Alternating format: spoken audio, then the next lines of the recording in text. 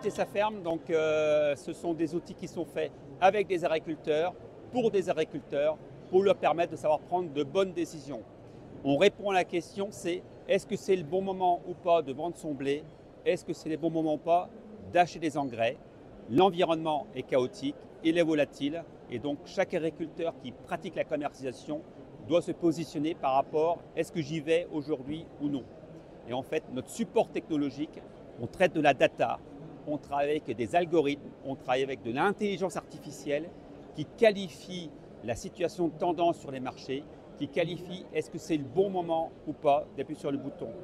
Et ces outils ont permis sur les campagnes 2021, 2022 et 2023 d'avoir pour les agriculteurs de grande culture un revenu supplémentaire de près de 300 € à l'hectare.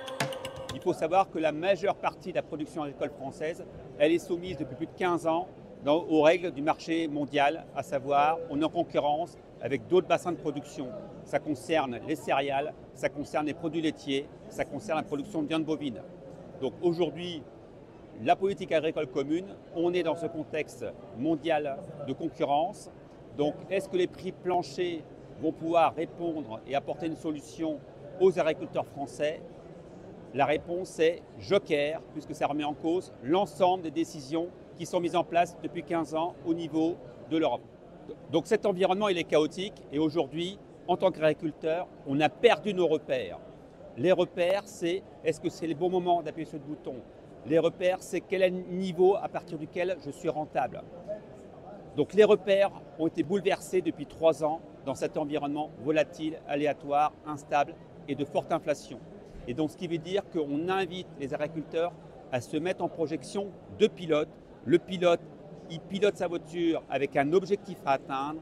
Il a des indicateurs de rentabilité, il a des indicateurs de marché et il peut savoir s'il a atteint son objectif à travers un tableau de bord de pilotage en temps réel pour savoir si les décisions qu'il prend lui permettent d'atteindre son objectif, à savoir d'avoir du revenu.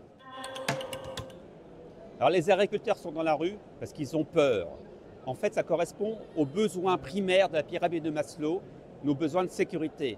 On a peur parce qu'on a la peur du contrôle, on a peur du gendarme à travers les normes à respecter et beaucoup d'agriculteurs ont peur parce qu'ils ont peur pour leurs revenus. Et donc ce qui veut dire que quand un agriculteur a peur, il manifeste sa colère à travers la crainte de ne plus avoir de revenus pour continuer à faire vivre son exploitation et pour rémunérer son travail.